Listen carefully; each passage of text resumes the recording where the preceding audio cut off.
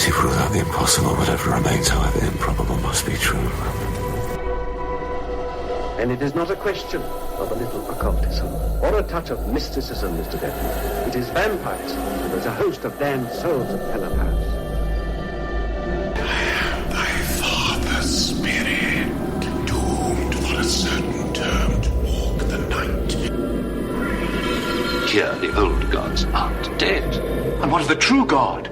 Well, he's dead. Can't complain. People assume that time is a strict progression of cause to effect, but actually, from a non-linear, non-subjective viewpoint, it's more like a big ball of wibbly-wobbly, timey-wimey stuff. You're listening to Paranormal UK Radio. Hi everybody, this is Irene and Mark, the host of the Paranormal UK Radio Show, the flagship show of the Paranormal UK Radio Network. And I'm here tonight, as usual, with my co-host, Mark Johnson. Hello. And I breathed in the middle of that. You did, and you took it nice and slow, and you didn't get asthmatic. No, that's good, wasn't it? Yeah. I did take it slow. Rather proud of you on that one. Maybe that's the trick. Maybe I should take it slow every week. I think you're panicking trying to rush through it. It's because of the tongue twister. Yeah. I try to get it out of the way as quickly as possible, where I should be talking like this, all nice and slowly. Well, it works. Yeah? It'd drive you mad. It would drive you mad if I talk slowly all the time. I know that. So how are things over there? Well, Mark, my book is finally finished. My latest book. That's the sequel to The Psychic Spy Recruited? Yes, it's Operation Paris.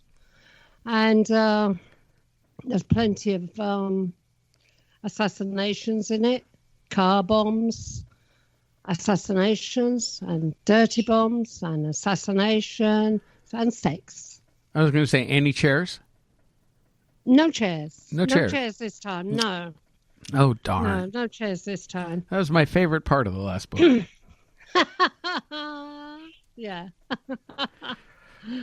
But it is a bit raunchy at times, but I don't know whether I'm writing too much sex into these books, but it's like we've always said, you've got your spies, you've got your secrets, and you've got your sex. So the three S's. James Bond. Yeah. Yeah. So, do I cut down? I have actually cut, well, a lot of people can be quite disappointed about this, but much to the relief of my two sons, I have toned down the sex scenes. I have cut down on the amount of sex scenes. And I've put a lot more action, I think, into the actual book. Because both my sons, they won't read it. They won't. Don't want to think about that, Mum, with you. They won't read it. Tell them it's fiction. It's a novel. It's fiction. Yes, but is it? Well, we'd tell you, but then we'd have to kill you. That's right. That's right. It's based on a hell of a lot of truth. Yep. Hell of a lot of truth.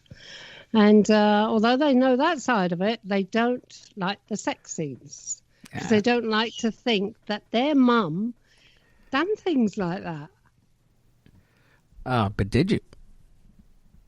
Not very often, no. Oh, well, twice. You're boring like the rest of us.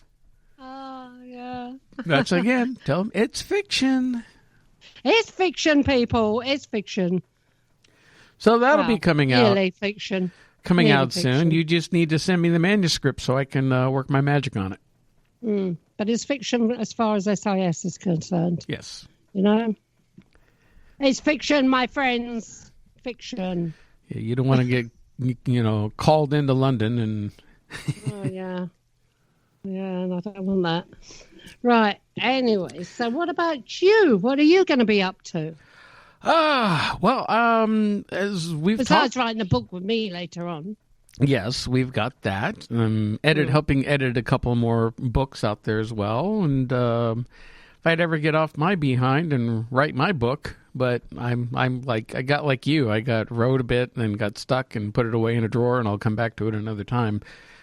But I am in the works of developing another new radio show for the Paranormal UK radio network. Whoopee. And we are going to be calling this one Astral Perceptions. As a nod to our subgroup when we had Spirit Rescue International. And we have our Facebook page, Astral Perceptions. And this will be, I'm thinking right now, it's in early development, but at least twice a month show. And what's going to be unique about it is there will be the audio portion, which will go out on the Paranormal UK radio network for both streaming and downloading. But I'm also going to be doing a video portion for YouTube, Facebook, and some other platforms. And I'll be experimenting with Zoom and having guests on. And this show will be focused, while we focus on most of the general paranormal topics here. That one is going to be a lot more, I hate using the word spiritually based. But I think it's because it's not quite correct, although we'll be talking about spiritual matters, but it's going to be taking things from a different angle, not the paranormal point of view, more going to be getting into a lot more different discussions about the nature of reality, the different levels of existence, interdimensional stuff. And, I've already talked to Sheila. Yes. She's going to come on, and I'm going to have her hypnotize me for one show and do a regression. Oh, great. So that should be very interesting, doing a live regression. Well, it won't be live. I mean, these will be pre-recorded. So, if there's long bits of me, going under hypnosis takes like 5 minutes for me to come through it, I'm not going to make you watch that. As long as you don't go up the wall like I did. Yeah, you were very... You walk up the wall, you've had it. I swear you were possessed when that happened. It felt like possessed every now and then. This very naughty character came in. You were giving us this like sly, evil look, and dancing with your feet on the walls, and just the look you gave it wasn't you.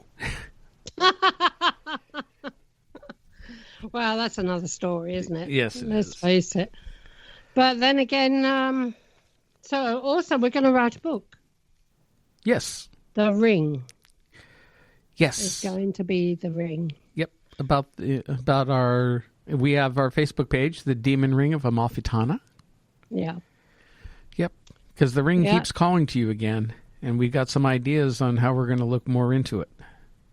That's right. And this time we're going to put it all into a book. Yep. Yep. Should be fascinating. It will be. It will be. But, it could be dangerous as well, Mark. Let's face it. Well, dangerous for you. You're the one who wears it.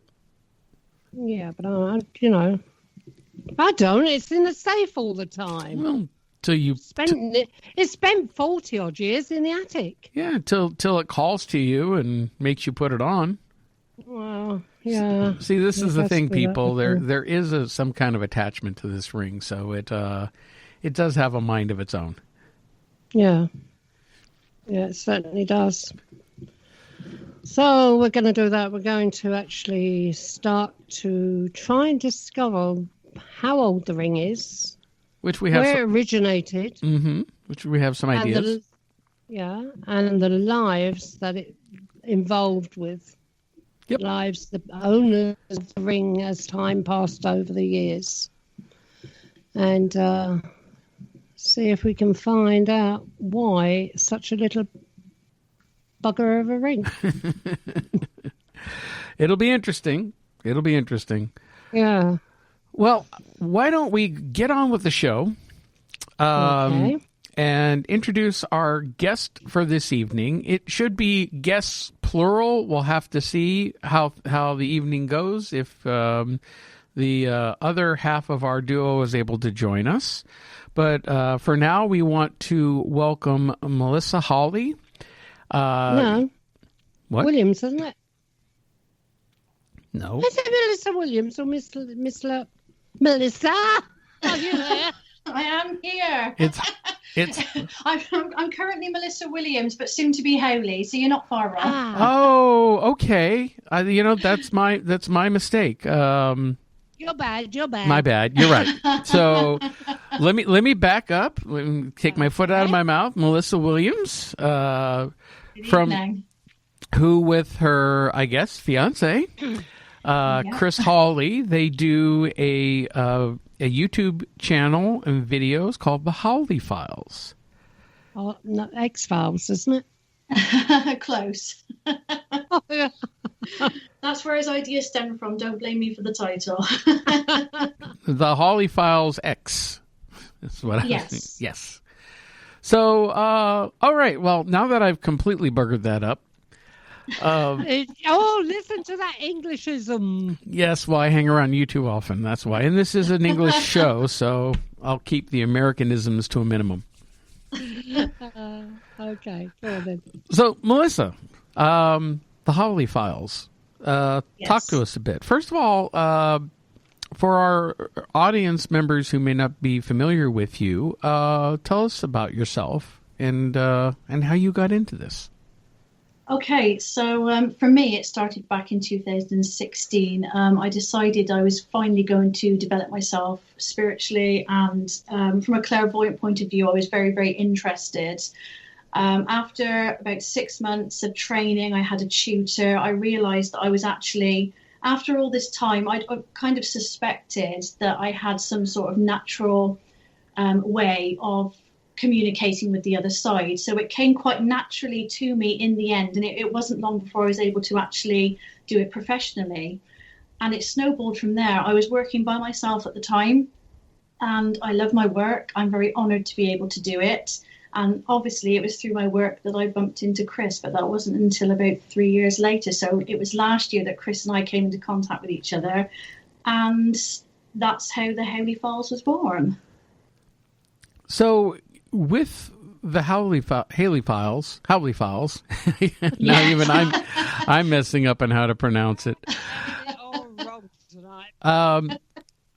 What exactly drew you to start doing this? I mean, what's your ultimate goal with doing these investigations? To be honest, it started out purely as a simple pastime for Chris and I. Obviously, he's a paranormal investigator anyway, and he's been on TV in the UK for a number of years now doing various projects. Once we met and, things between us started to develop, we actually decided that we wanted to try a bit of a project. It was more of a hobby to start with. And in the end, Chris suggested that we start up a Facebook page and see if people were interested in what we were actually up to. Now, for me, and I know Chris will agree, it's very important to us that what we do is authentic and it's genuine. And particularly for myself, my spiritual work, it's always been very important to me that I work very openly and honestly. So the great thing about the Howley Files and the way we initially started is that we were able to have a lot of fun developing our ideas. And you get two very different viewpoints as well. So Chris is he's not so skeptical anymore. I think I'm slowly changing that in him. But when I first met him, he was very much the scientific point of view, and everything had to be scrutinized. And then when you combine that with my spiritual side, it comes together really nicely, Yeah. Now. Sorry, Mark. I was just going to say, with me, I just work with the devil, and that's it. We've got a bit of a deal going on. Yeah. I hope it's a good one. No, not really. He's the one that's going to lose out. Yeah, what were you going to say, Mark? Well, Melissa, you said you were drawn towards the clairvoyance, and you trained yourself. Would you say you were born with some abilities, or were these things that you allowed yourself to open yourself up to and learn? Well, in 2016, that was the starting point, but I'd always kind of known as I was growing up, I didn't quite, without sounding too tragic, I didn't quite feel like I was fitting in life generally, and I was quite intuitive, but because I was so young, I didn't actually know what to do with it, you see. So at that time, I was too young, no experience. 2016 for me unfolded as quite a difficult year initially because my youngest was diagnosed with some health problems as well. So I was trying to occupy myself, and that's where the course came in. And I decided to go for it. Melissa, can I ask you, where do you come from? Because I'm trying to place that accent. Oh, is it a strong accent? Yeah. I'm actually based in the Forest of Dean in Gloucestershire. Ah, Gloucestershire. Yeah, so we always sound, I know in particular, I sound a bit like a farmer's daughter. Yeah, a bit of an RE there going on. Yes, I'm painfully aware of it. So I'm listening and I'm thinking, I know that accent. I know that bloody accent, I get confused for Bristolian half the time, and when I've been to Florida in the past, they've mistaken me for Australian, so... So you're only about 100 miles away from me then? Yeah, not that far really. No, it's not that far at all. So Melissa, you're the American, from an American point of view, you're the British version of what we would call a hick. The hick. I don't think so. It's very well to do around Gloucestershire. Oh. Is it? Yes. Whereabouts in Gloucester are you visiting? Well, I got lost near Bristol Airport once. Oh wow. Oh dear. Well, it sounds more sophisticated than what we get over here. Over here, we get people talking like this. Oh, see, I love the American accent, all the variations of it as well, see? So... Yeah, they've got as many accents nearly as us, and we're on a tiny island. Americans are lots of fun. Yeah, at least we're not Canadians. We don't say a boot. Over here, Americans always think we're Australian, and Australians are always thought to be English. Yeah. But over here, you got a different accent practically in every bloody town in the country. I know, it's ridiculous, isn't it? It is. Yeah, I'm South London, my accent. Ah, okay. But before that, it was Sussex. And I was a bit of an RE girl then, Yeah. From Sussex. Yeah. Country girl. And now I'm in Carmarthen. And it's, I hit you with my daffodil boil. That's about as near as I can get to it. Brilliant. Yeah. So, Mark, you've got an accent too, haven't you? And it's not New Jersey. I don't know what to call mine because I grew up in California, but we call it weird. Yes. Midwestern almost. Yeah, my parents, my dad comes from Oklahoma and my mom comes from West Virginia, so I'm half Okie and half Hoopy, as they call it. And on my mom's side of the family, I don't know why, and I tried my best not to pick it up, but I did. They don't say washed, they say wash. Do they? Washington, or say Washington, Washington. It's all, they throw an R in there. It's like, I don't understand. Why are you throwing an R in there? But I even picked it up a little bit, and I had to try real hard to get rid of it. But you know what? Mostly there's Midwestern, there's the Southern twang types of accents, there's the South, the deep South accents, the New England accents. I mean, and I guess it all depends on the part of the country because not only, even though we all mostly speak English over here, we did have so many different people from Europe coming over here. So there's all this blending of accents. So it's like me, I got Scots-Irish. I talk to an Irishman, I start going into Irish. And if I talk to Scots, I start picking up the old Scots. Because that's all, that's my family. So you're a vocal chameleon. You're a vocal chameleon. I am a vocal chameleon, yes. Comedian and chameleon. So are you. I tried. Yes, well, I've heard you with the English accent, Lord, whatever your name was. Lord Lewis Smythe. That's right. Formerly of the House of Lords. Thrown out for farting on the benches. Yeah. For extreme flatulence. That was actually quite good. When we first started this show, because we wanted it to be truly a British show, because we had I had an American show for 5 years, and there's so many paranormal American shows, and at the time not very many British shows, although now we have a whole network. So I was attempting, when we do the show, I would use the English accent. And what was funny is most people from the UK they loved it. They couldn't tell I was American. They couldn't tell it was a fake accent. But yet people over here in the U.S. who knew me, oh my God, they threw a fit. What are you doing that fake accent for? That sounds so stupid. It's like, give me a break. So yeah, and that's why I have to be the token American now. Yeah, you're the token American. Mm-hmm. Yeah, and we got rid of Lord Smythe because he wasn't only farting on the benches, the back benches, and he was also. Bit rude on the show at times. He still does some promos for us. Yeah, but he drops one every now and then in it, doesn't he? No. A little bit.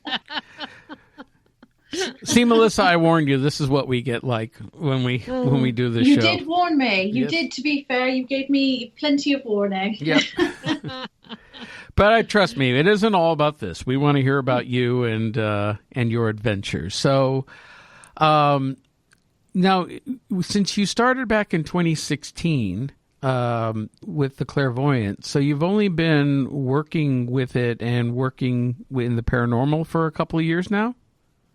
Yeah, I've well, what happened after 2016? I was running my own I was doing readings for people and just running a little business that way. And then I decided that I actually wanted to branch out into exploring the paranormal, but also sort of the science behind and the psychology behind paranormal and these occurrences. So I started my own little business, sort of hosting paranormal events for people to come to. That didn't last for very long, to be honest, because it was quite grueling, quite challenging on my own. And it was beyond that I actually found, when I stopped for a little while, I stopped for a few months and then decided that actually I was missing it. So it was quite lucky that I bumped into Chris, really, because otherwise I don't think I'd be doing it right now. Yeah. Well, these things that don't work out, they don't work out for a reason, because you're being led on a path to something different, and obviously you were. Exactly. I had to take that break to be able to, I took a step back. I wasn't doing readings for a while. My youngest had some health problems, as I said. Yeah. And I was missing the paranormal investigating, so I actually contacted Chris because I wanted to book Woodchester Mansion, which I don't know whether Irene might have heard of. I know. So he runs the paranormal events there, and it was actually through booking. I wanted to book a team in to go and investigate there that he and I got talking, and things developed from there. So it's just a path that unfolded in front of me, and like Irene, I'm a firm believer in things. They happen for a reason. So yeah, they do. They definitely do. So Woodchester Mansion, then, what did you think of it? Oh, it's beautiful. Have you ever been, Irene? Have you seen it? No, I don't go out on investigations anymore. Okay. No, but I know about it. I've seen it on television and one thing, of course, the most haunted down there, buggering it up. Yes. But say nothing. I don't care. And I've lost track of what I was going to say now. But, Woodchester Mansion, Mark, it is a beautiful place, but it was never finished. No, it was never finished. No? They never finished building it. Beautiful. Beautiful Gothic building, and they never finished it. Down tools, and off they ran. Why? Because it was haunted? I think that was down to lack of money in the end. It was funding. A lot went on within the building to do with the people that were actually trying to finish the project. But you know what? It not being finished actually is its main. It is, yeah. It's the fact that it's not finished that makes it so amazing, I think, because it's got that charm about it. And even though it's not finished, everything that is done is absolutely amazing. It's beautiful. I would have liked to have seen the blueprints of what it would have looked like if they had finished it. I'm sure I can probably find something to that effect, because Chris has been, the paranormal events he's been running since I believe it's about 2006 that he took over.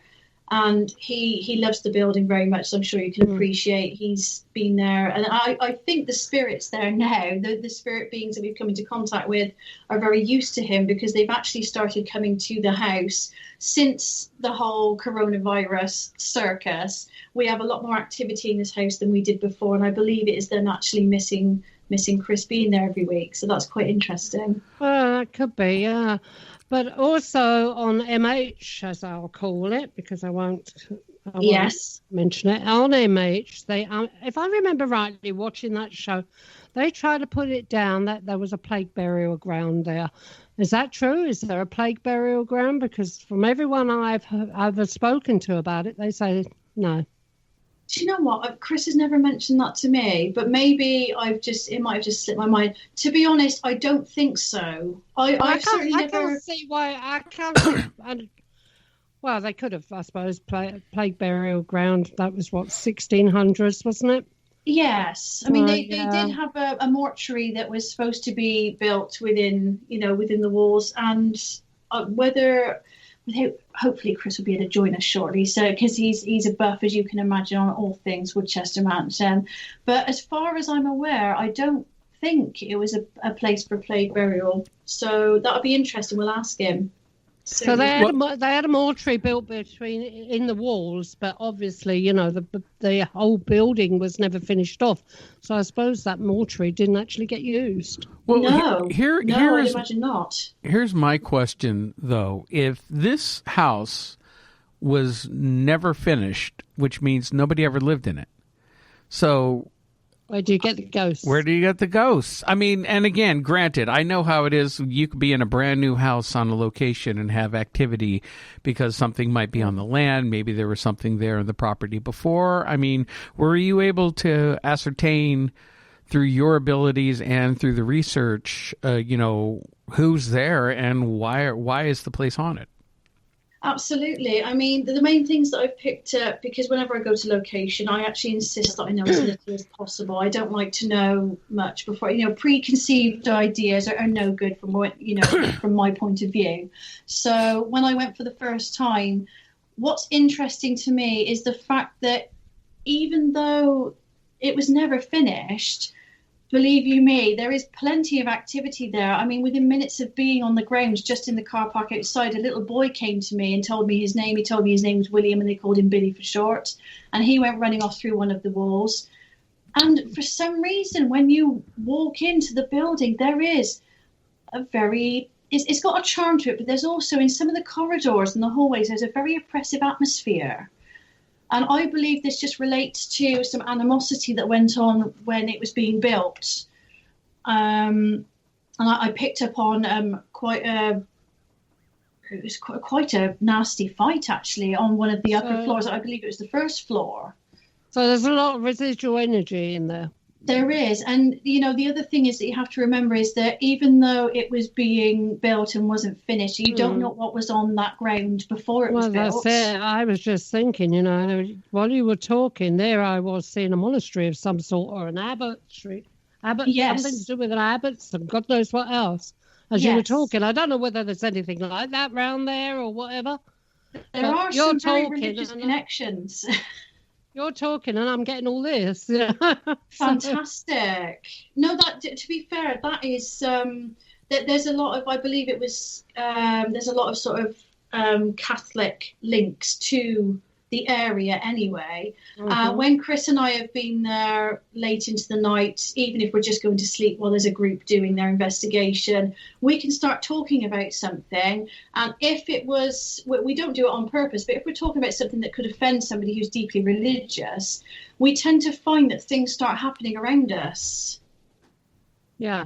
We talk about all sorts in there, but if it's something that's a little bit risque, or it could be anything, but the REM pod would start going off, or we'd hear sort of footsteps running down the corridor just outside the door, even when the team is far away on the other side of the building. So it really is fascinating on many levels.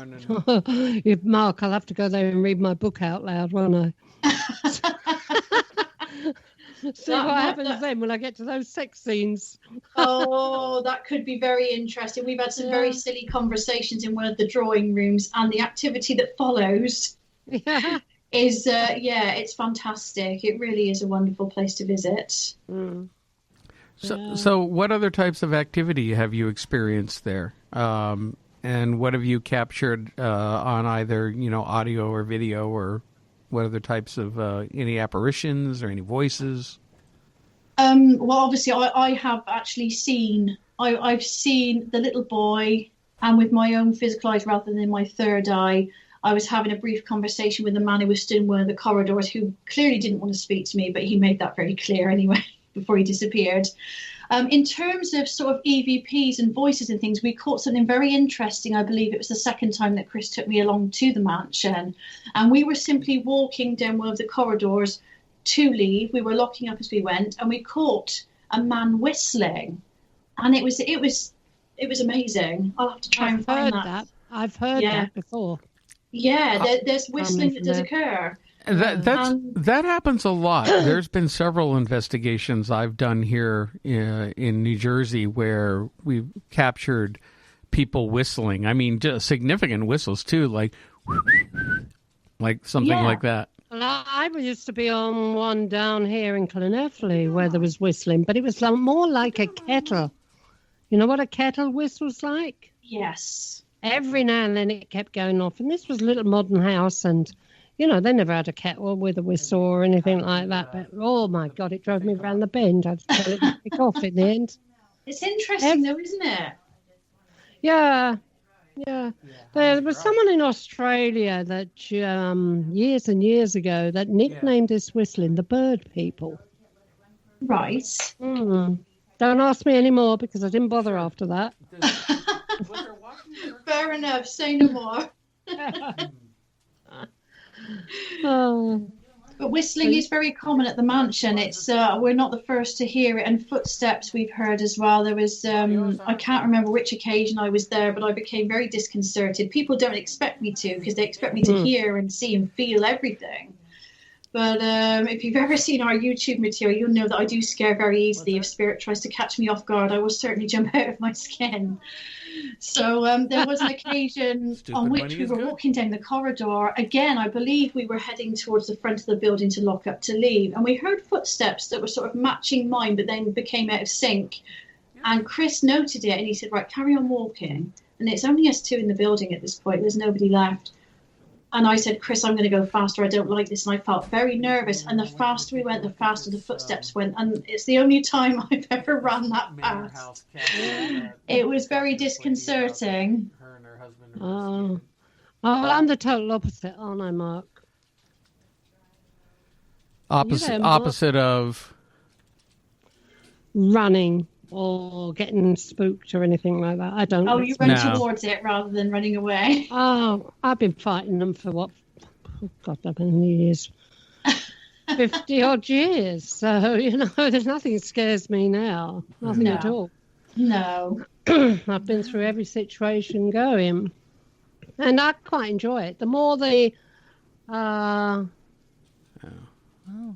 aggression from it, the more beautiful, huh? What's the word? Negative feeling from it. I get off on that. Do you? For some reason, yes. I love it. Do you know that's quite a common reaction, isn't it? Well, no, not really. Because most people run. So? No, most people run. Normal people would run. I don't run.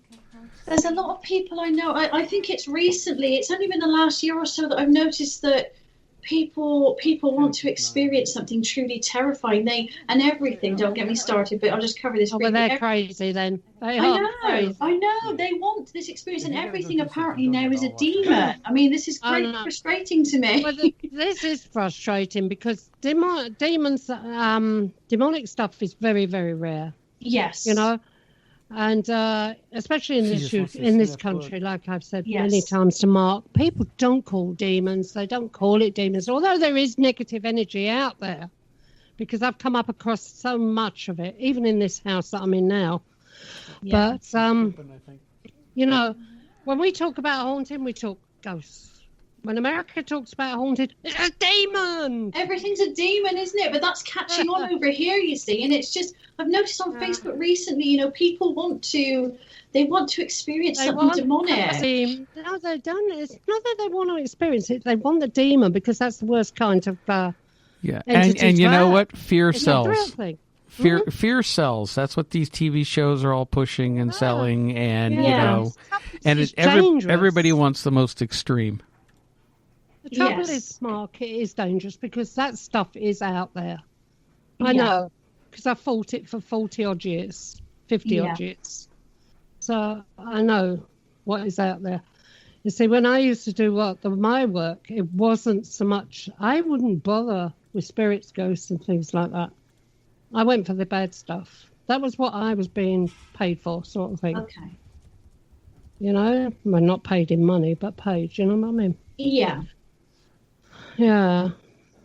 But that seems to be the thirst of these communities on Facebook, and we get, even through the Howley Files, we get a lot of people messaging the page, and even when we do a live session, they say, "Oh, I think I heard something demonic," and I'm like, "Well, how do you know what something demonic sounds like?" I mean, everything has to be a demon, and it's greatly frustrating. As you said, Irene, I'm glad you're saying it as well. It's very, very rare to come up against anything demonic.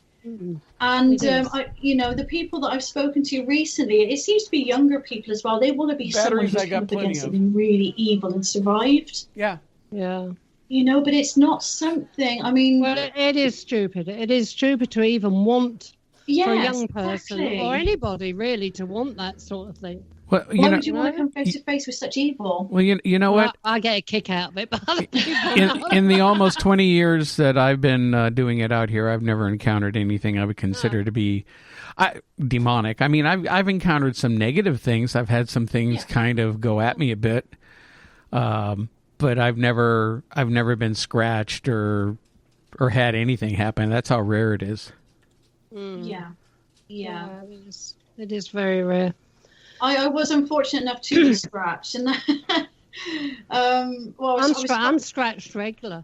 It's only happened to me twice, and I don't think I want to repeat it, to be honest. It was in the same building both times at the ancient Ram Inn. I'm sure Irene will have heard of. Is John still there? No, he passed away a few years ago, bless him. He's I think it's been about 3 years now, and I've gotten to know his daughter Caroline really, really well. And I was unfortunate enough to, and again, when I put it on the Howley Files, it's demonic, you've been scratched by a demon. And I'm like, actually, no, I think something just didn't appreciate my presence, and I don't believe it was demonic at all, you know. But it's the fact that... I tell you what, if it's demonic, it's not... When me and Mark talk about demonic, we don't talk about it in the way that the church does, do we, Mark? Okay. No, we don't. No, we don't look at it that way. But when you feel something that is so negative, so really, really negative, you'll never forget that energy. Never. Yeah, exactly. Yeah. But Mark could tell you, bums on seats with the church, isn't it, Mark? Well, that's, again, fear sells. Yeah. Go to hell or Satan's minions, and I don't buy it. No. So I think that a lot of what we deal with is just like people. You know, there's some good people, there's some bad people, there's some truly evil freaking people, but it's all the same. Any of these spiritual energies or entities, whether they were once human or even non-human entities. I mean, I've talked ad nauseum about some cases over here where I realized after a while we were dealing with non-human entities that were attached to the land, which used to be big Native American land. These things weren't exactly evil, but they were mischievous, and they could cause some harm. Yeah. Tricksters. Yeah. Or there's that other sort, like which is produced by human beings. Living human beings. Do you mean things like a tulpa type? Yes. And tulpas and things like that. Okay. No, we've come up against them, haven't we, Mark, on investigations? But no, it's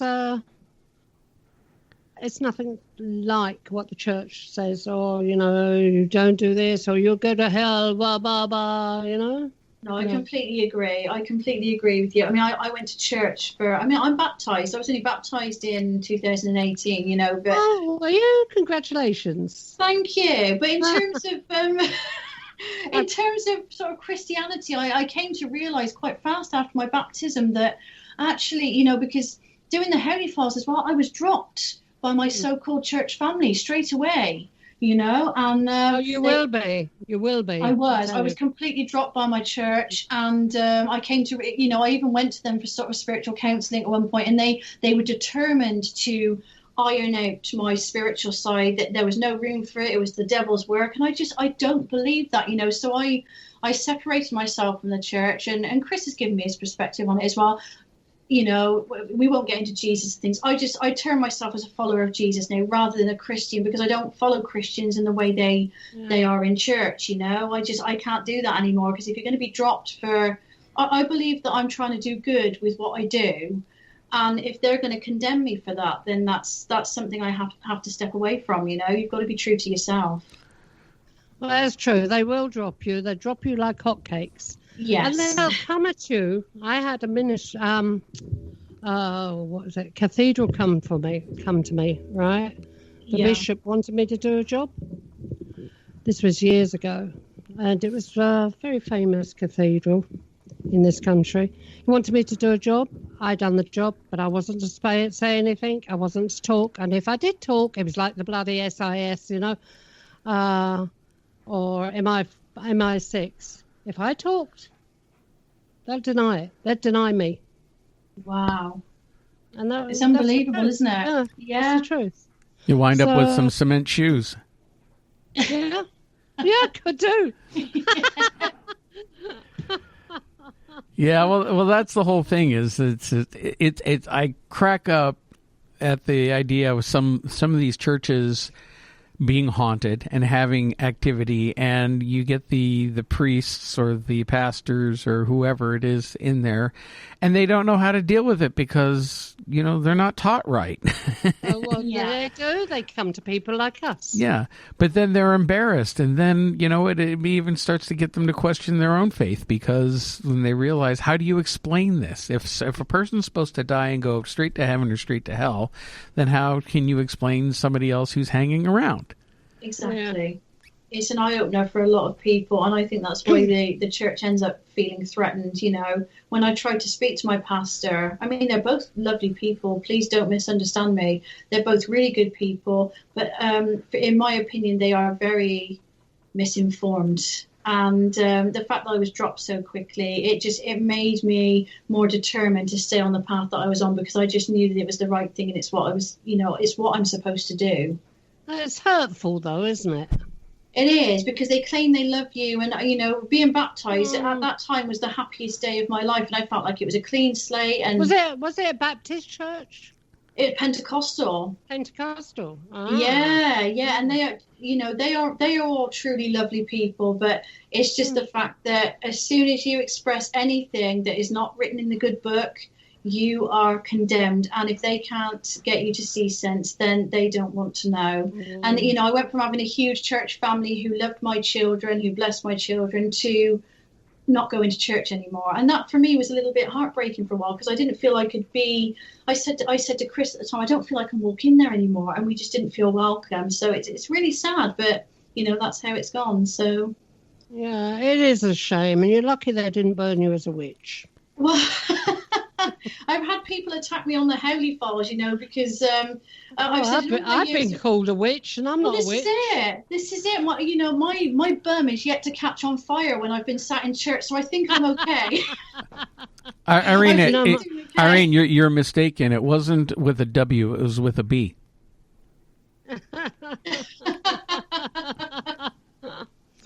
Oh dear. Yeah, bitch. Yes, okay. Okay. Do you know my son can't even enter a church? Really? Your son, say that again? I didn't quite hear that. One of my sons cannot enter a church. Why? He just can't do it. Just for burn. philosophical reasons. Oh, okay. No, he can't do it. He will not go into a church. Wow, that's quite interesting. Oh. You want to drag him in? Eh? Drag him in, see if his skin starts bubbling. No. You get him anywhere near a church, he's got to get away from it. So whether it's anything to do with the previous life, whether it's the fact that I have been copulating with the devil, I do not know. There's something going on there. Yeah. Maybe it's the alien in him, Mark. That's probably it. Scares the crap out of the demons. Yeah. And yet, he is a better and more powerful psychic than I am. Oh, that's amazing. He is absolutely brilliant. He'll walk into the room and bang, straight away. He knows what's there. And he moved it. Fantastic. How old is he? Now? Yeah. Can I write it? Listen. I cannot give my age away. Right. Let's say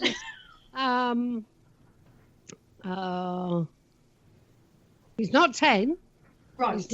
He's not 20. We're narrowing it down. Yeah, he's not 30. Right. He's a little bit more than that. Right. That's all we need to know. Yeah. But but he never really embraces it. No, he doesn't. He won't. Well, he's like you. You've lived it for so long, but yet you've always struggled to just be normal. You don't want to be thought of anything else other than who you are, and have that label attached to you. And your son has taken it to an even more extreme. He just doesn't want to deal with it at all, even though he's like very powerful. He is very, very powerful, but he won't deal with it. He won't talk to people about it. He would not go. He's done a couple of paranormal investigations, only because I've dragged him out there to rig up the cameras or something, But no, but you could put him into Woodchester Mansion and he wouldn't even get over that door before he told you exactly what was inside. Oh, fantastic. He is so powerful, it's unbelievable. Very gifted. Amazing. Very, very gifted. Should force him into it, and we'll use him for the writing of this book. You're joking. Drag him in. He'll be levitating. I tell you, he'll be levitating up to the ceiling if I get him in this book.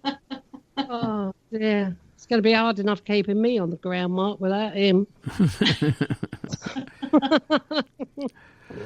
So, Melissa, what are some of the other great locations that you've investigated that really made an impression on you?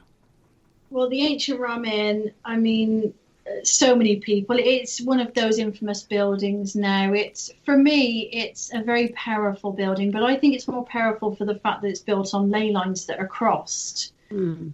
And I think that's where a lot of its energy feeds from. But there is so much energy in that building that, and sometimes I say to people, it's like once you've been in that place, if you're scared when you first go in, you come away and you want to go back in again. It's a very addictive place. It's got that oppressive feeling that you just want to sort of immerse yourself in and investigate. You want to know more about it. So I'd say the Ancient Ramen is one of my favourite buildings. Oh, is it again?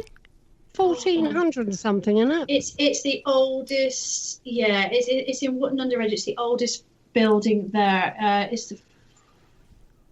Again, we need Chris for this. He's great with the dates. I'm no historian. It is 14 something. Yes. The building is unbelievably old, and some of the rooms are very oppressive, but they're fascinating at the same time. It's great to walk into, See, my first question on really famous haunted locations like that is how much of it is real, how much of it is hype, and do you people go in with very high expectations, can walk away disappointed in a place because it's nowhere near as active as people said, if there's even anything there at all.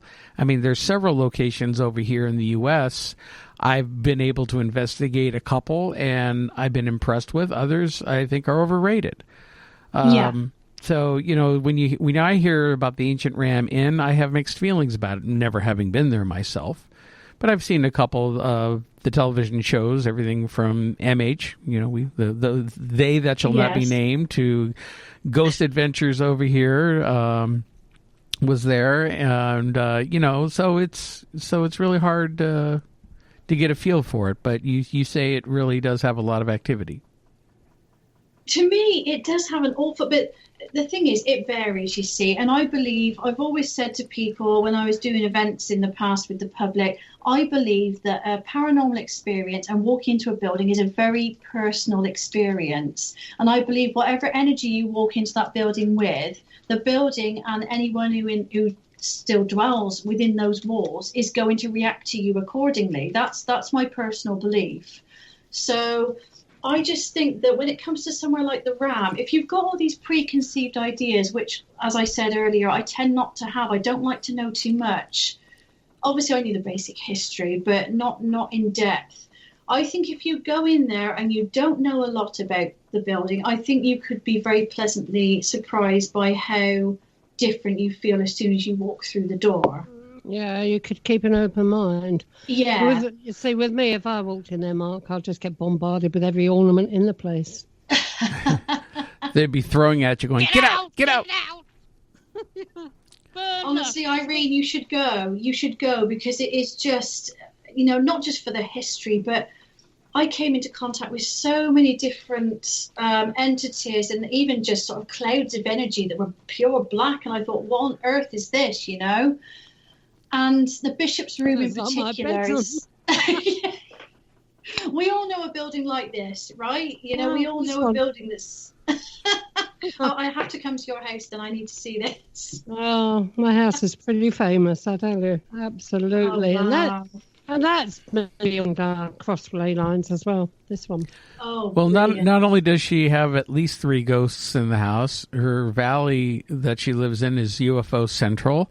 And then they have the Welsh Trey Moore, or the Welsh Bigfoot, living in the hills. So no way. You couldn't live in a more active area if you tried.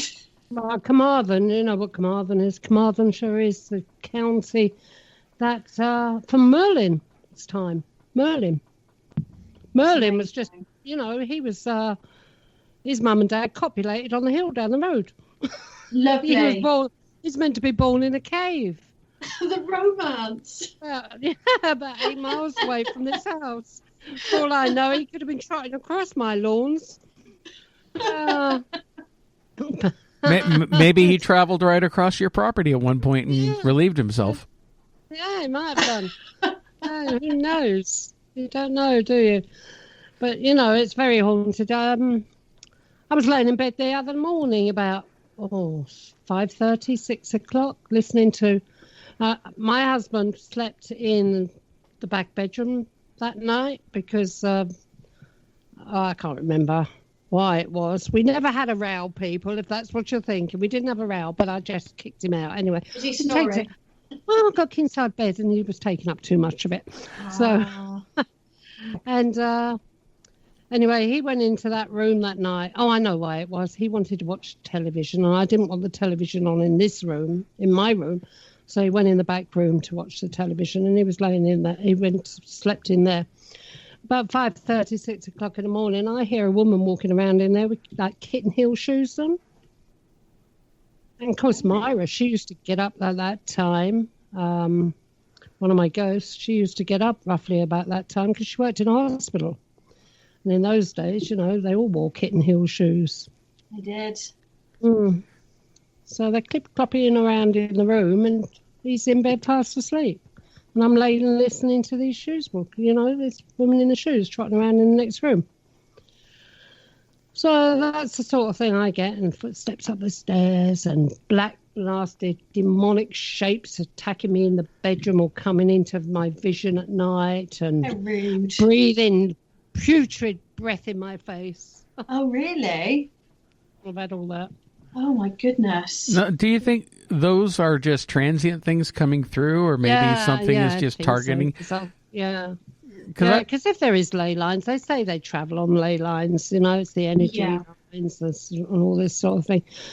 I know when it's something that's passing through. Do you remember my smelly man that used to sit in the front room? Oh, yeah. Smelly man. Oh, God, B.O. Talk about B.O. This apparition, right? I haven't seen him for about a year now. I bet he comes back now. I mentioned him. He would come there, and he would be in the room, and I knew exactly what it was. I could see him. He was just like a smelly, old, scruffy man. And the BO was absolutely so strong, you'd have to leave. I had to walk out the room half the time, and come back in with the air freshener. One day I said, if you want to go and have a bath, go and have a bath. But it would stay there hang around for a couple of hours, and then it would move off. Be gone for a while. And it was like it came back. As if he was going off on his journey, went off to wherever he was going, and then started travelling back to wherever he'd come from in the first place. And of course, as he came back, a couple of weeks later, he stopped off again in my front room. And we went through it all again. Some very, very strange things. I'm going to write a story about this house one day. I'm going to write a book. You should. Yeah.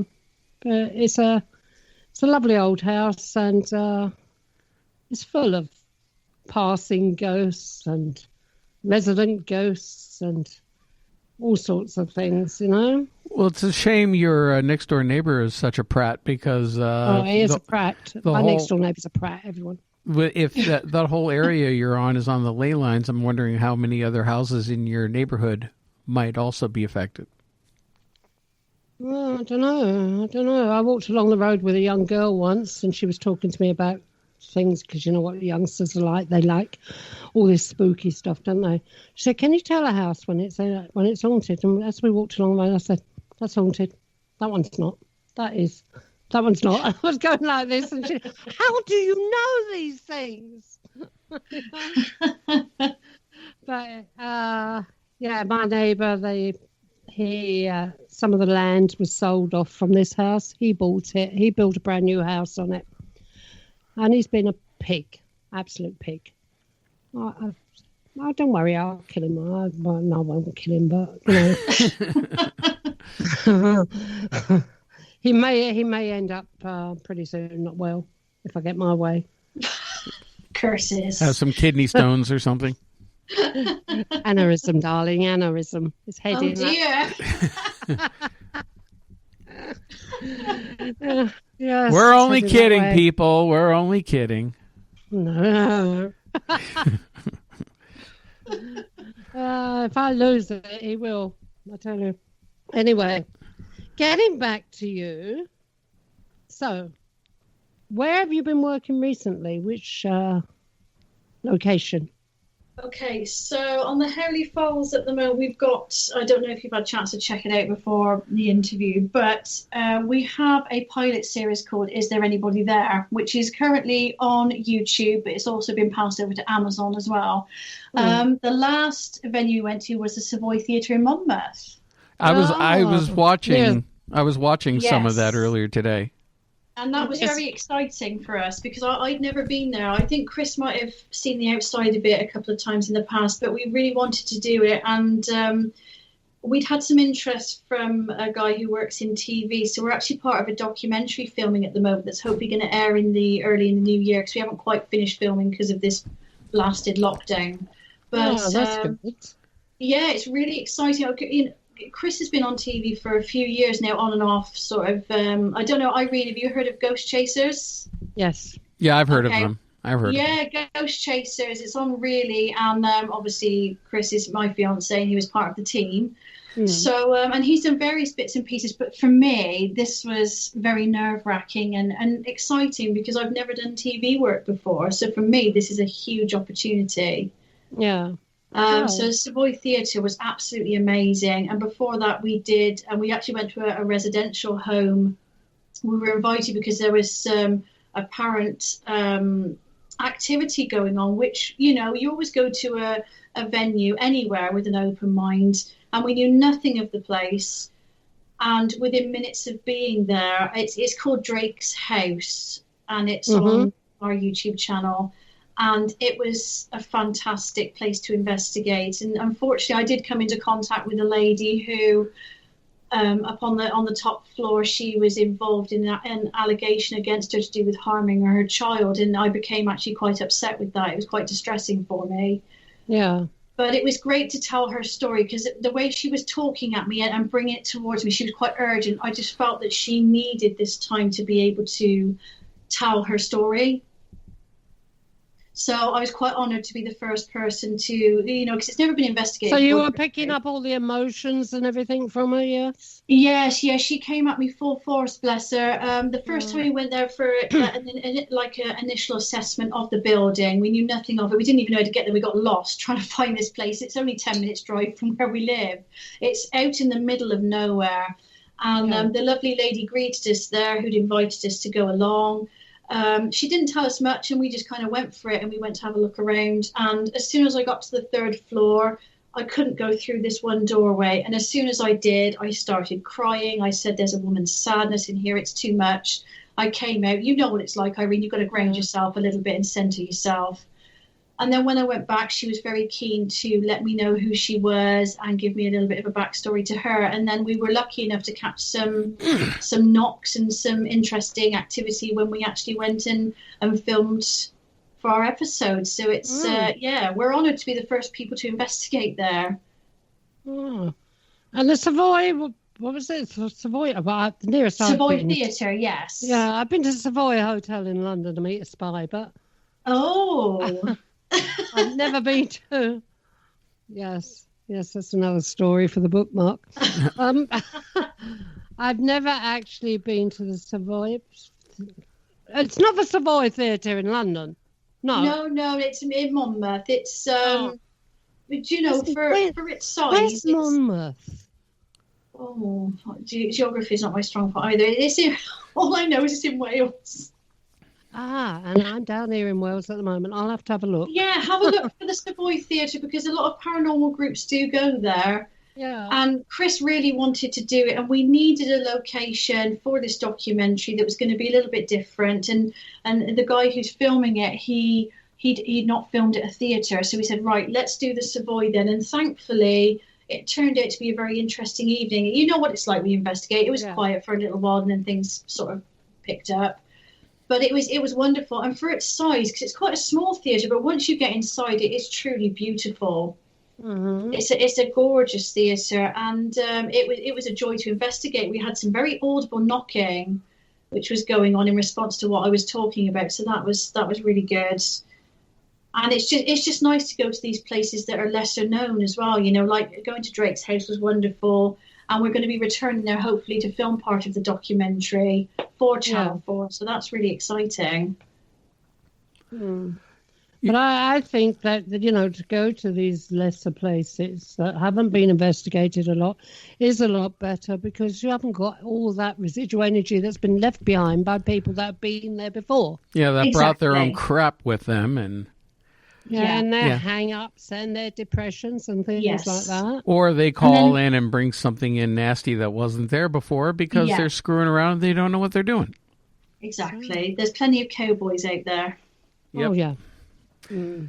Now, actually, if you're mentioning with Wales, the one location that, Irene, that you visited that I would love to see somebody come in and do a full-on investigation would be Clonstefan Castle. Do you know Clonstefan Castle has been sold privately now? Oh, has it? Really? So you can no longer visit it? Well, I think you can. I don't know. I saw a documentary on the television, on the Welsh television the other day.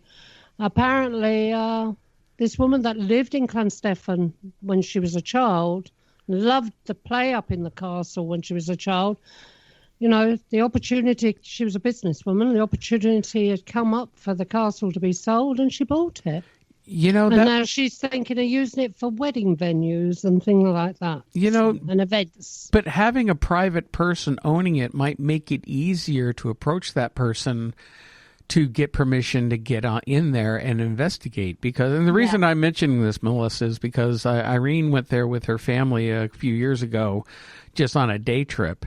And just, we're spending time walking around the castle. The kids were poking around, having fun.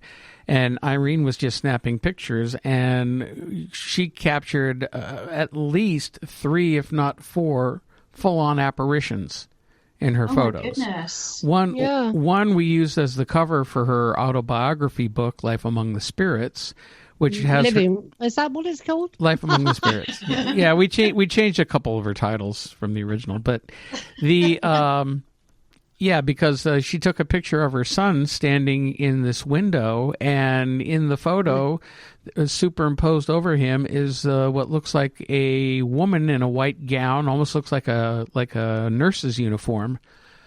But you see her face very clearly, you see her body clearly.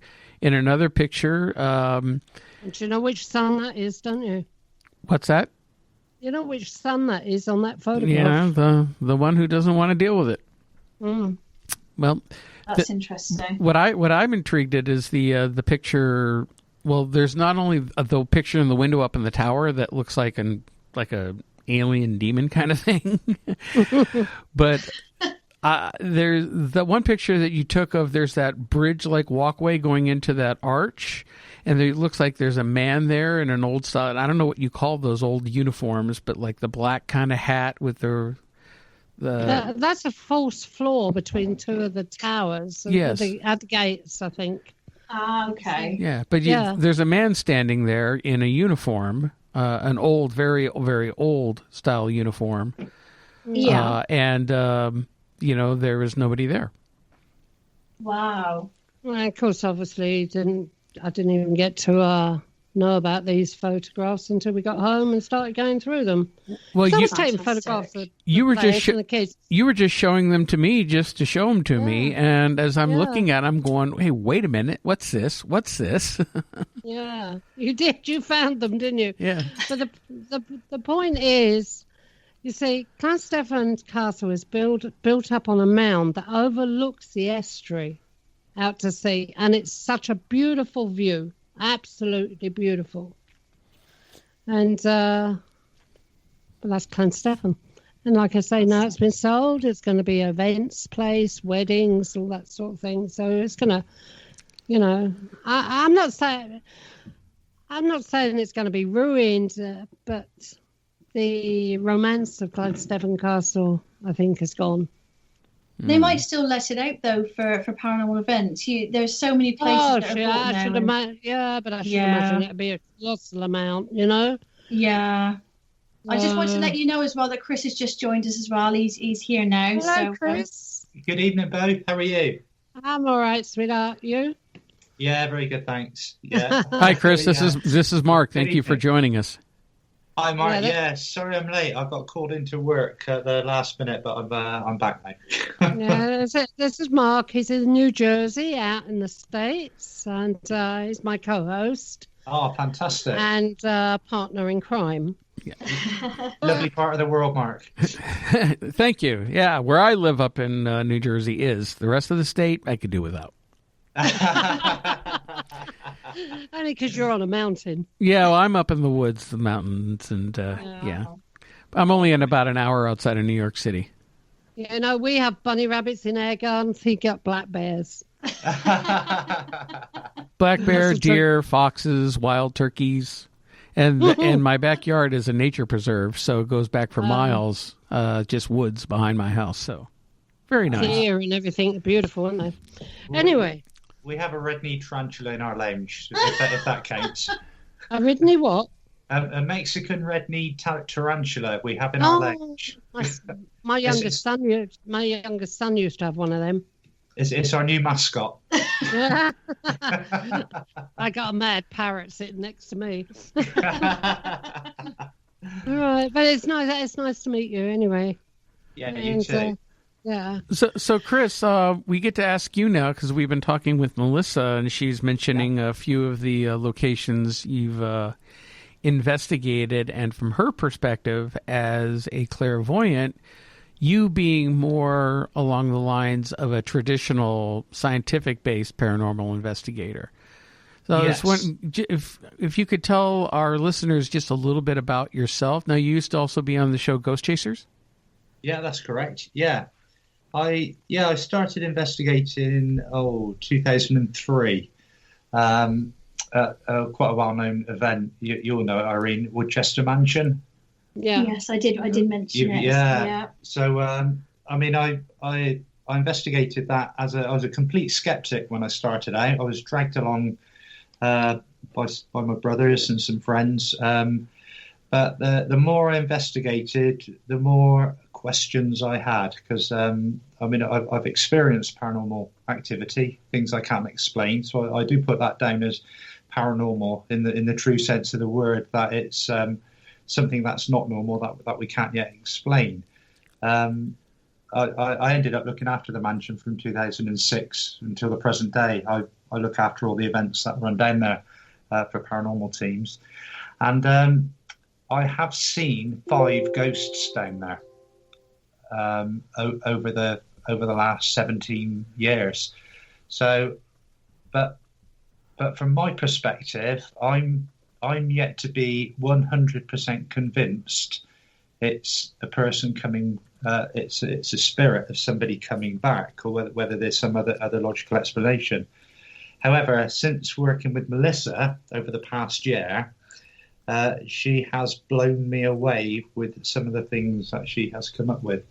Some of the information that she's given me. I've tested her. I've never been aware of. She's not been aware of, but I have really tested her, and some of the things that she has come up with just state otherwise. Yeah. Unless it's cold reading, but I mean some of the tests I've done, it can't even be cold reading, because I've done it over the phone with a family member that she wasn't aware of. I got the information from my parents. I won't go into the details of the names or what she come up with, but I said, "Can you give my cousin a ring? She needs some help." That's all she got. She rang her, and the information that she came out with, names, other family members, she just wouldn't know. I mean, yeah, I literally went through all this as well, Melissa. Yeah. Yeah. So I'm still a skeptic, but still experiencing paranormal activity, whether it's energies. That could be another thing Melissa's picking up on, energies, because I'm a believer that there are energies, and can energies hang around. So that's my perspective, Mark. That's where I come from. I've been investigating for about 20 years now, although I did experiment with some things when I was a lot younger, but not really knowing or understanding it until I actually moved here to New Jersey 20 years ago, and the first house I moved into had activity. So that's what really got me into this, hearing my name being called, experiencing sleep paralysis, and hearing something whispering in my ear when nobody was there. Yeah. Plus, I started capturing things on video that were pretty amazing. So, that got me hooked, and I started doing it. But my own thoughts and opinions, I've never been a skeptic per se, although I do try to look at everything, scientifically, and rule out anything that's obviously either man-made or, a false positive. I would never want to promote something that I can't even call anything that I present as evidence, because you can't prove exactly what it is you've caught. Yeah, I love EVP. I love audio recordings, and but even when you get an intelligent response, you can't sit there and say that's a ghost. You can't. No. You don't know what it is that you're dealing with yet. Well, you haven't seen a ghost, have you? You've got a recording, but you haven't got the visual evidence to go with that EVP.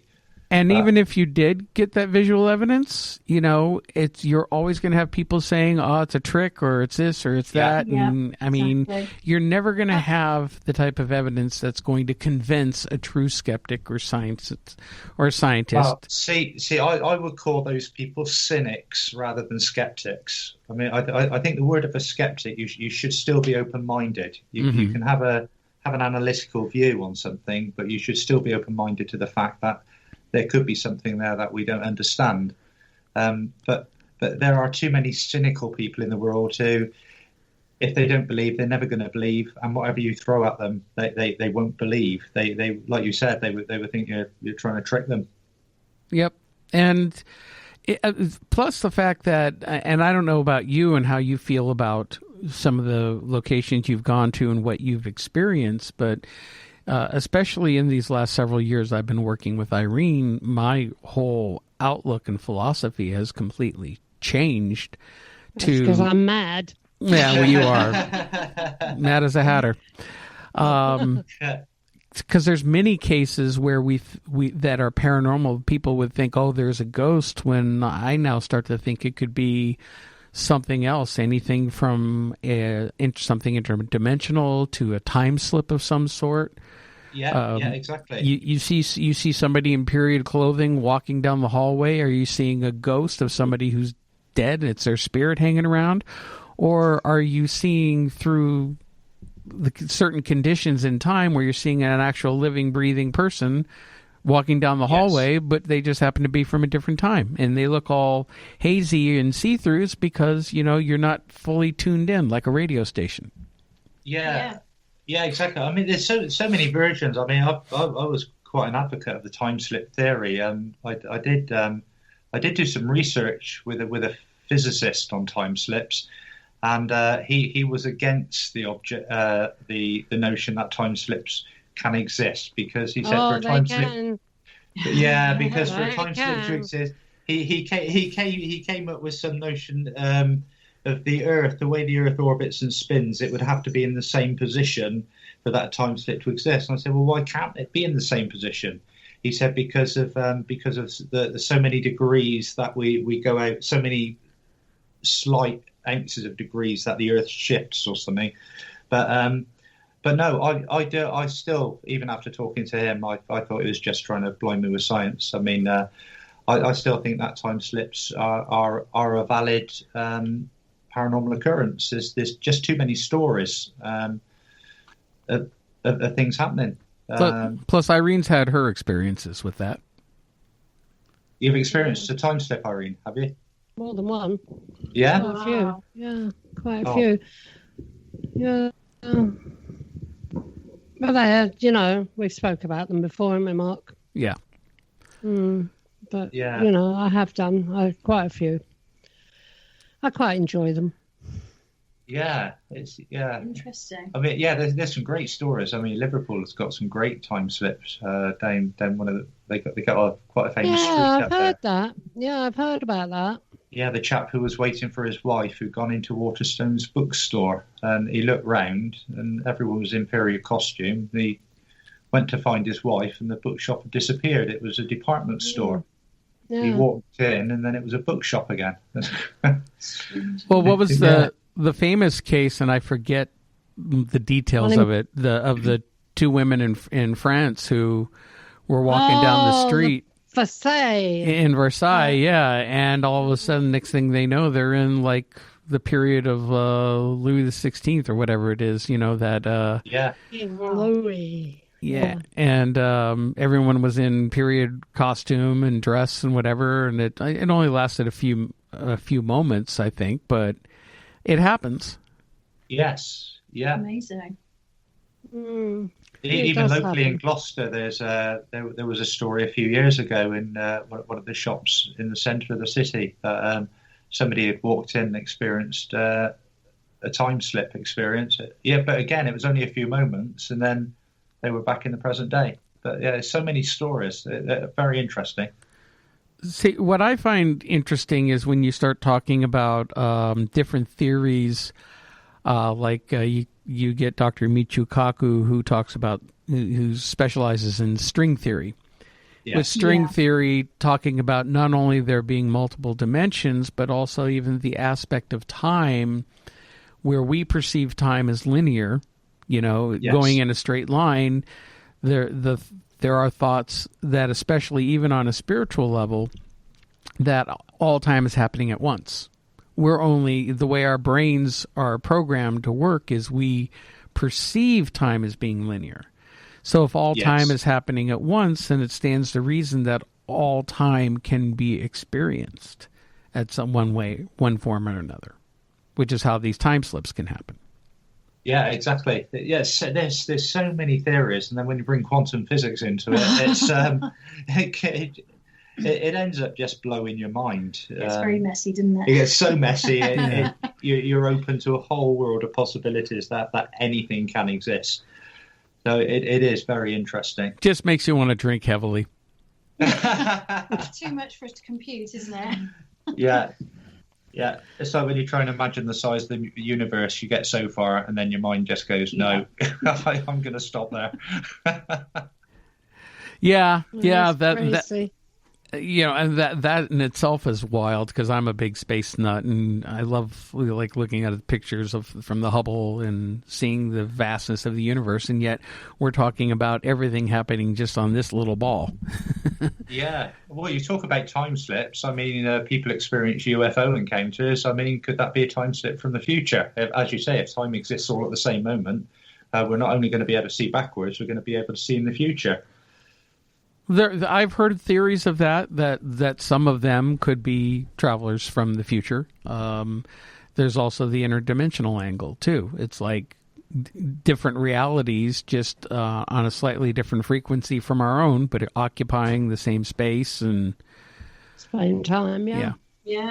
It just snowballs, doesn't it? It gets out of control very quickly when you start looking at all these different avenues and possibilities. It really is. It can get messy very quickly. Me and Mark have got a habit of talking deep every now and then. We talk about deep subjects. But see, I also look at things as, there are people, and I even had arguments in my own group at one point where I wanted to look into some UFO stuff, and some of my group members are going, "Are you crazy? That's ridiculous. People think you're nuts." It's like, you're a ghost hunter telling me UFOs are crazy. Really? But they don't. Well, you know what? Me and Melissa are exactly the same. You're sort of against the UFO theory. I just don't believe in it. That's just me, though. Melissa, you come and sit down in my garden, darling. We'll have a drink one night. I'll show you UFOs. Irene. After you told me where you live now, Irene lives like smack bang in the middle of Wales's biggest UFO spot. Oh, brilliant! Well, one of them. One of them. You know what? Still. Irene, you've opened the can of worms now. Now they're going to have to come down and investigate your house. I'd love to see one. And Chris is far too excited about that. Yeah, that would be fantastic. I live in the Glendower Valley, which is in Carmarthenshire, and it is, like Mark said earlier, UFO highway here. Yeah. Yes, it is. Yeah. See, I was into UFOs near the Brecons, before ghosts. Oh, it's beautiful up there. Yeah, I'm not far from the Brecons. But you see, in a lot of ways, I think all this is where my point was when getting into arguments with some of my old former team members is these different phenomenon are actually, in my opinion, very much related. That they're more intertwined than we want to believe. Some people believe in ghosts, some people believe in UFOs, some people believe in Bigfoot, but they all actually, it's all part of what I call unrealized reality. Taking a Well, it all comes under the banner paranormal, doesn't it? It's something we don't understand. Right. But it's more intermixed than people think. I had a client who we investigated her house.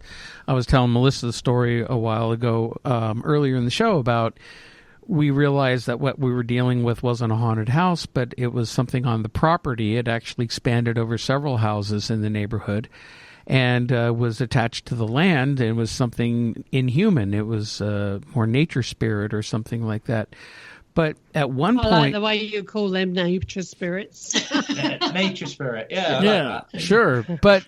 So, did you see a little ghost running around stark naked? Yeah. We call it the streak. But there was one time she got a hold of me one morning and just totally freaking out, shooken up, and I asked her what's wrong, and she wanted to tell me, but she was afraid that I was going to think she was crazy, and I had to took me like 20 minutes to convince her, I'm not going to think you're crazy. tell me what the hell you saw, because now I want to know. Yeah.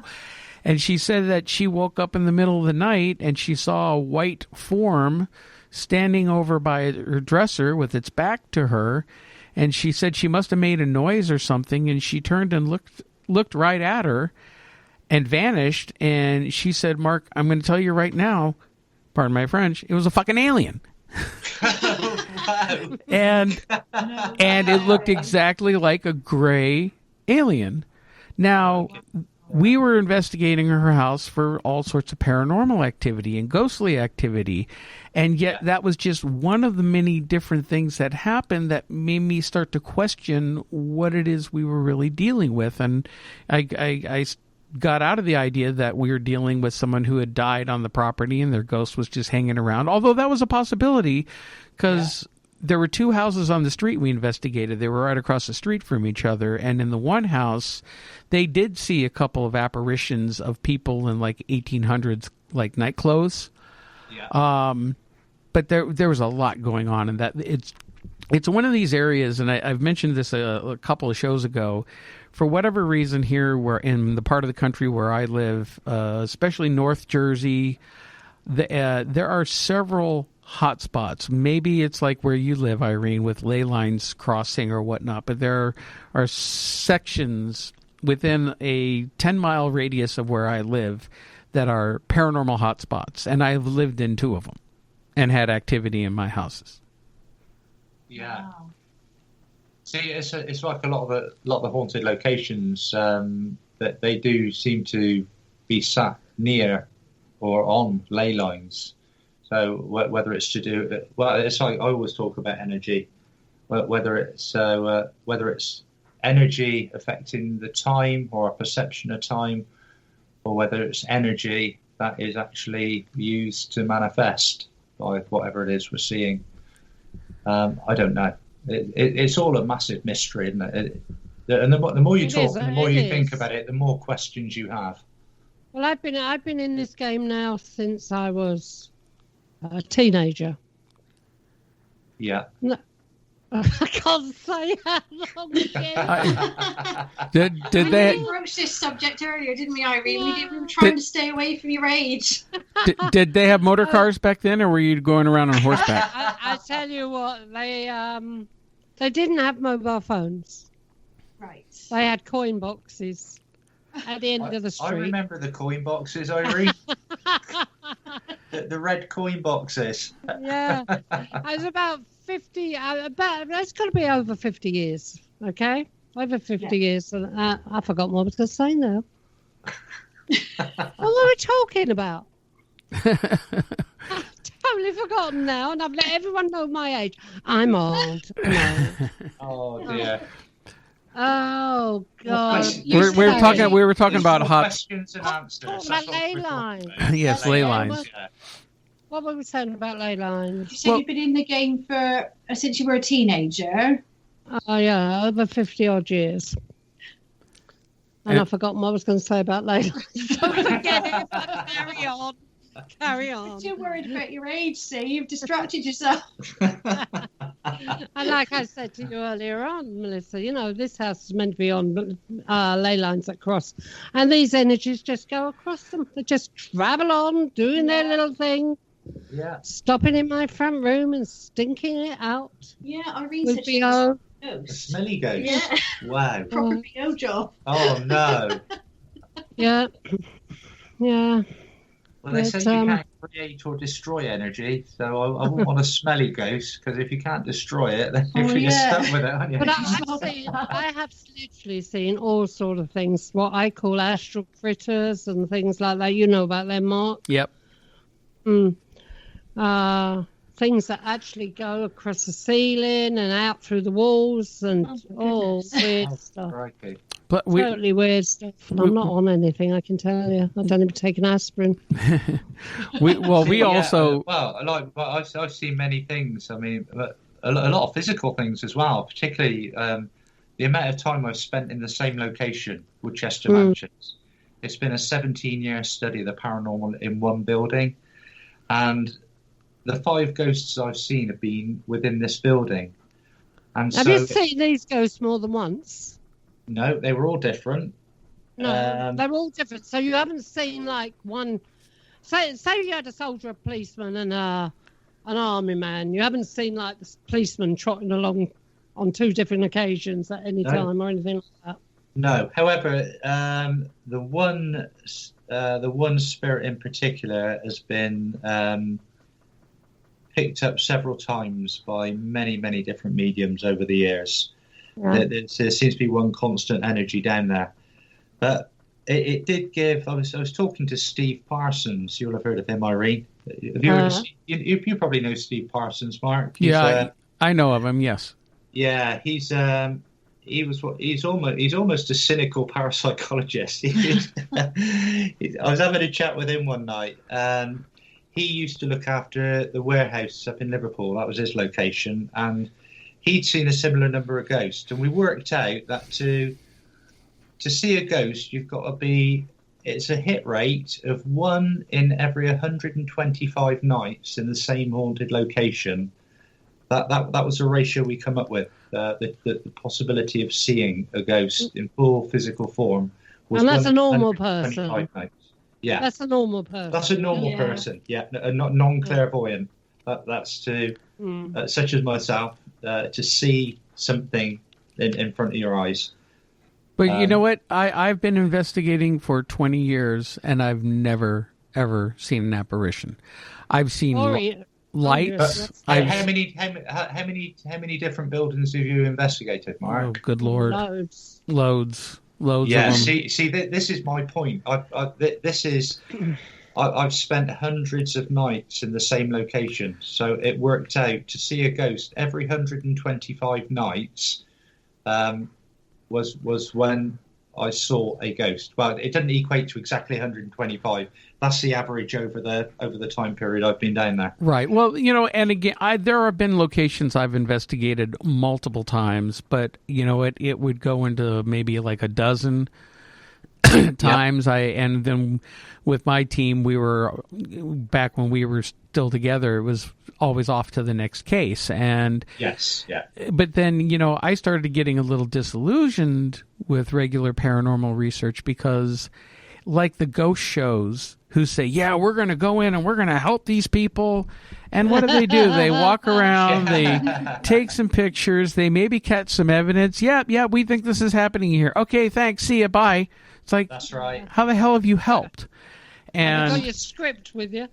Yep. We've all done bloody television shows. So it's I won't take on a case, at least a personal case. I mean, more public buildings or old historical stuff is a different story. But excuse me.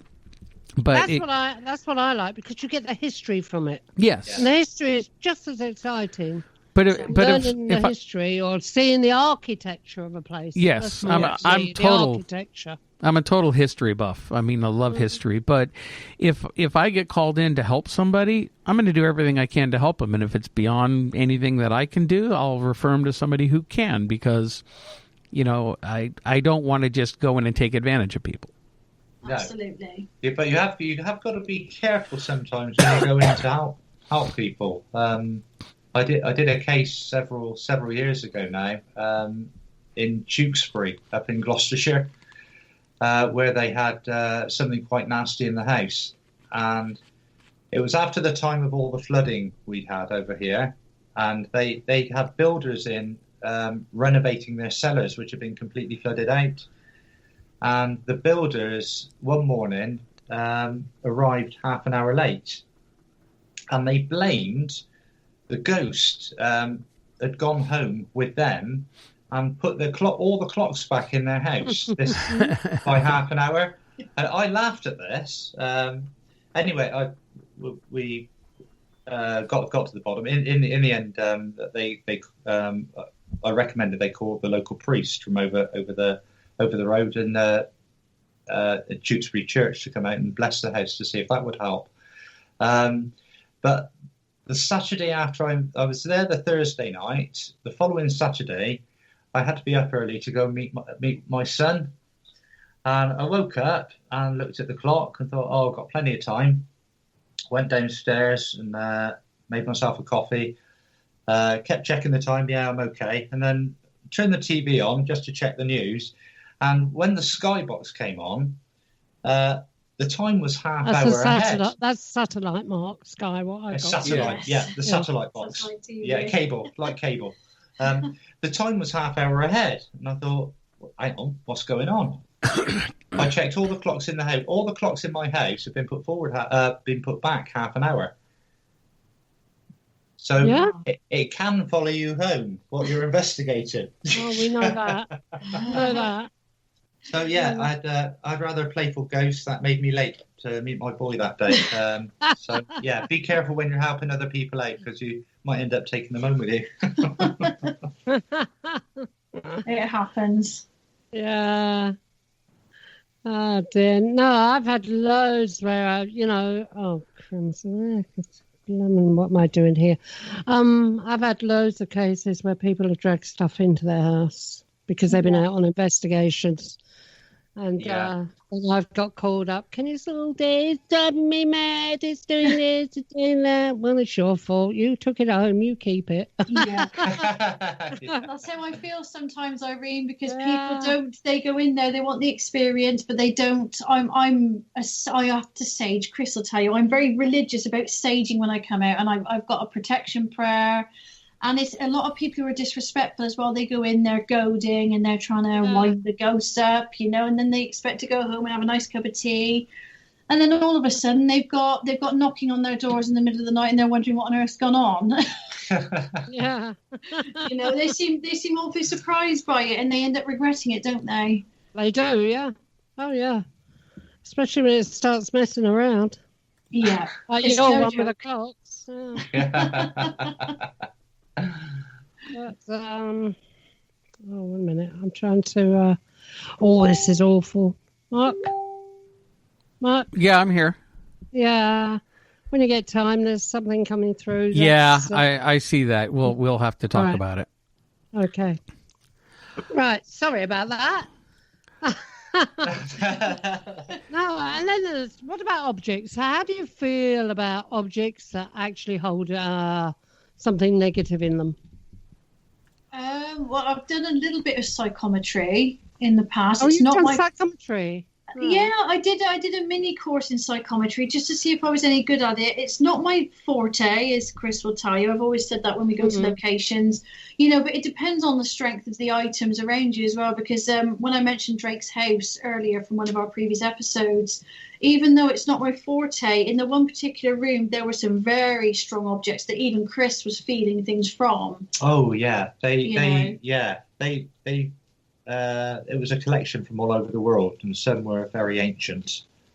And some of the objects they just didn't feel nice being around. No, so we do believe that energy is carried in objects, don't we? In certain objects, well, I do. I don't know whether Chris is completely with me on that. I'm not completely there. However, that place in particular, it did. Yeah, you did sort of get an uncomfortable feeling. Well, especially when I was down there on my own doing a lone stint. Some of it just didn't feel very unlike particularly you as well, nice, isn't it? which isn't like me. No, so so if I don't feel quite right, then something there must be something there. Yeah. Well, it's like what's his name? Oh, I've forgotten his name now. He's a friend of ours, Zavis. Adam, what's its nephew, Mark? Oh, John. John Zaffis. John Zaffis. Oh, yes. Yeah, how he used to do. It's all right. I'm getting waylaid here by this. How he used to collect haunted items for his he still museum. Does. Okay. He still does. I mean, his aunt and uncle were Ed and Lorraine Warren. Yes. Yeah. I love his book. Well, one of them. I don't know if he's written more than one, but I've read one of them. Which book? It was the one he was talking about their work, and it's a book on demons and sort of demonic activity. I can't remember the name of the book. If that was one of Ed and Lorraine Warren's books, or Ed Warren's books. I think it was actually the nephew. Who it was John. Okay, John is a lovely man. Met him several times. He's a great guy. There was one time there was a paranormal convention here in Gettysburg, Pennsylvania. You know, the big Battle of Gettysburg during our Civil War. Yes. And they were holding an annual paranormal conference here. It was one of the biggest conferences in the country.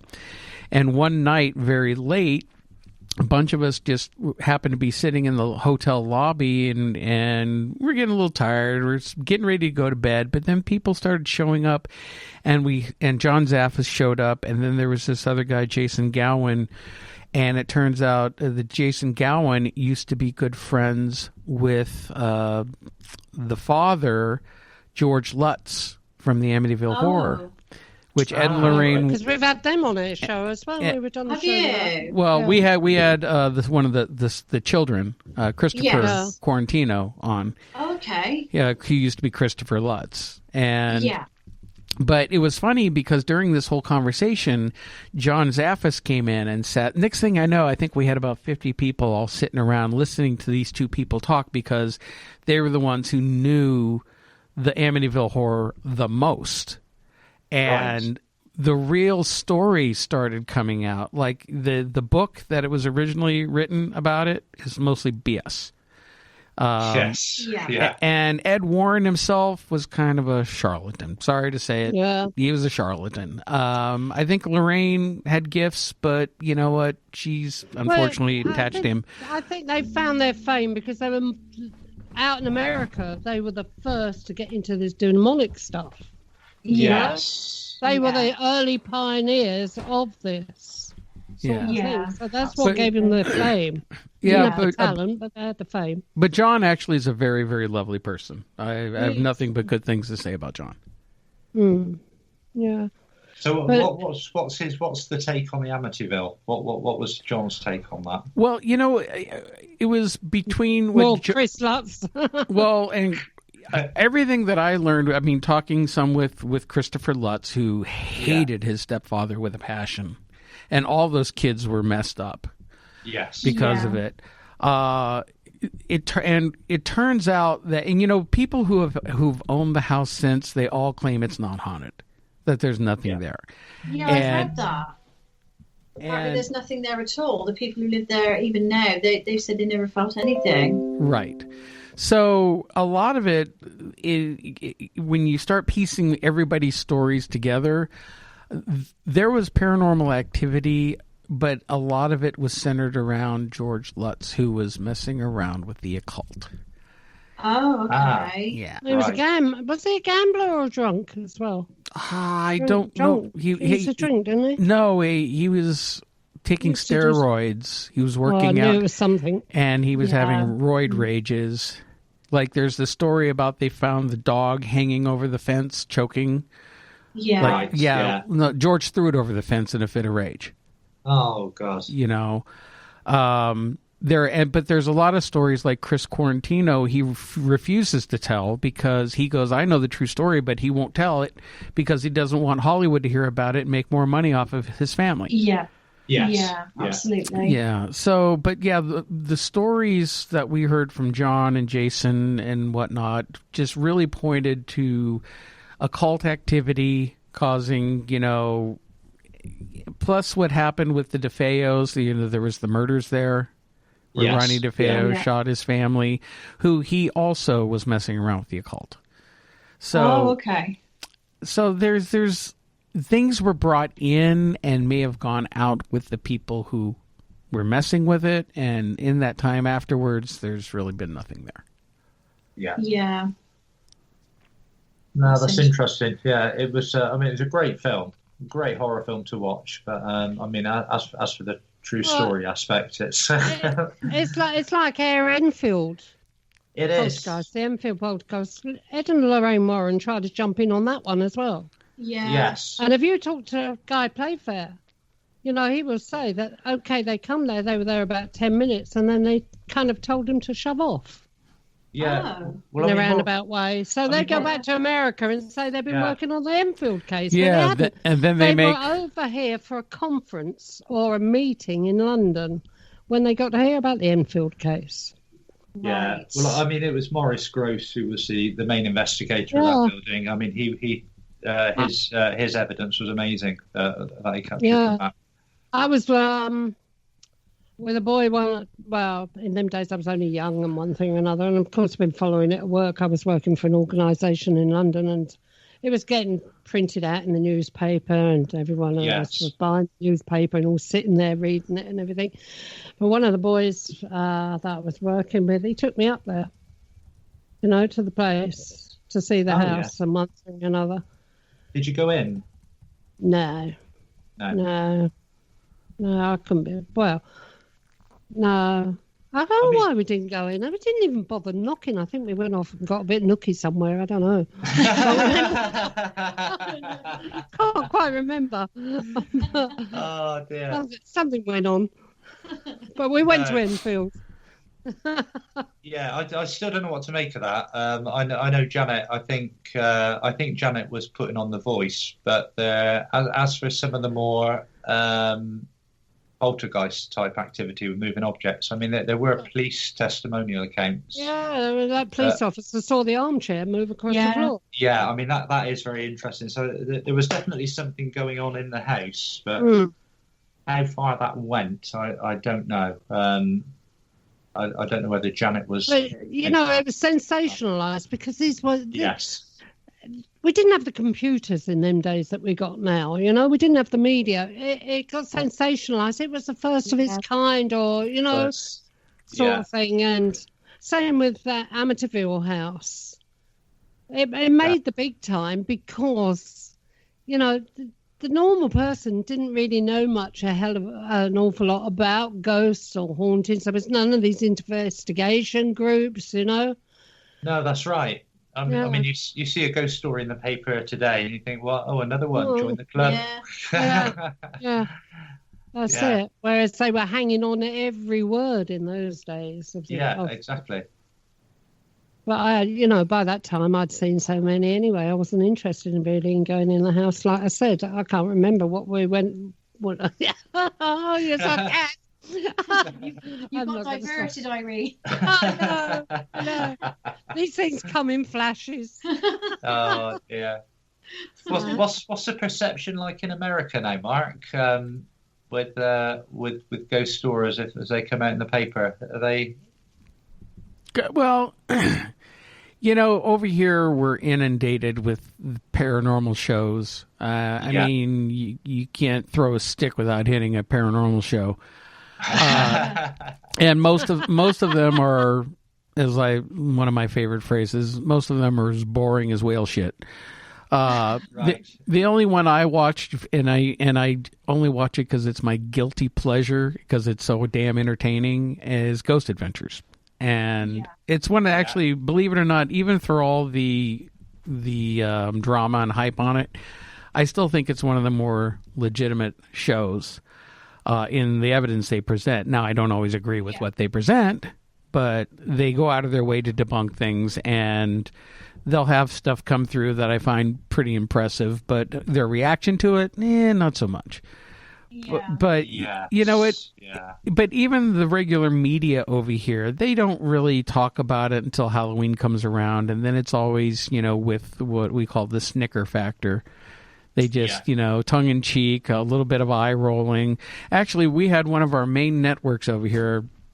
My wife rolled her eyes at me because I started ranting because a big network over here, the Today Show. They on Halloween they had some scientific expert come on and prove that there is no such thing as ghosts, and the host goes, well, there you go, I guess ghosts don't exist. It's like I wanted to throw my shoe through the TV. Yes. Talk about fake news. Yeah, we have that in this country. There's a guy called Chris French. He's my gosh. Yeah, get him on the TV and he'll have the nation believing there's no ghosts. Yeah, he tears everyone to pieces, doesn't he? Yeah, he's always got an explanation, but there isn't an explanation for everything. Okay, I'm wrapping up. That's why the subject is so fascinating. Yeah, exactly. Very true. Very true. Well, Mark. Yes. Are we getting close to the end? We are. We're getting there. We're getting there. Well, Chris and Melissa, where can people find the Howley Files, and also what's next for you? Right, the Howley Files is on Facebook. And we're also on YouTube, which is where you'll find our series, Is There Anybody There? And also on Amazon Prime. If you search Is There Anybody There? The episodes go. We got 3 episodes on Amazon Prime at the moment. Number 4 will be up next week. Well, within the next 7 or 8 days. Yeah. So that's where you can find us, Facebook or YouTube at the moment. We love engaging with our followers, don't we? We do regular live sessions. And so if you go onto Facebook and type in the Howley Files-X, you'll be able to find us. We've got one of our dark and ominous pictures for our profile picture. Yeah. It's one of those black and white ones, Yes, I'm using that for the promo for when we advertise your show when it comes out tomorrow. Brilliant. But we really value our followers, don't we? And we'd love to talk to them. We love the interaction with their experiences as well. And we when we're at locations, we do try and do a live while we're there to bring to interact with people, to see what they want us to do. Yes. Yeah. What have we got next? We did coming up next. Have you spoken about the secret project we're doing? Do you mean the secret? Yes, I did mention the documentary to them. Right, yeah. So we're currently involved in a documentary, which is going out sometime next year. So next is working with Richard Felix up at Derby Jail. Hopefully, going up there with him? Yes. So we're going to go and do that one. That's our last part in the filming, we believe, isn't it? Apart from some Drake House. There might be a little bit of Drake's House. A little bit more to do with Drake's House. But this will be the final investigation for this documentary up at Derby Jail. So we're looking forward to doing that. And then in April we've had it booked for a while because it's been moved on because of coronavirus. We're off to 30 East Drive, which again Irene might have heard of because it's another so-called infamous building up north. So-called infamous. We're going to go up and Yes. We're not convinced yet, but we're going to go and have a look, see if we can meet this apparent. That is one. To tell you the truth, that's one I'd like to hear debunked. Yes. I'm not convinced, Irene, at this moment in time at all. So it'll be interesting. We've paid a lot of money for the chance to go in. It's a lot of money to go in. How does it charge now? Oh, it's it depends when you're going. If you go in the week, it's a bit cheaper. We've paid £400 for a Friday night.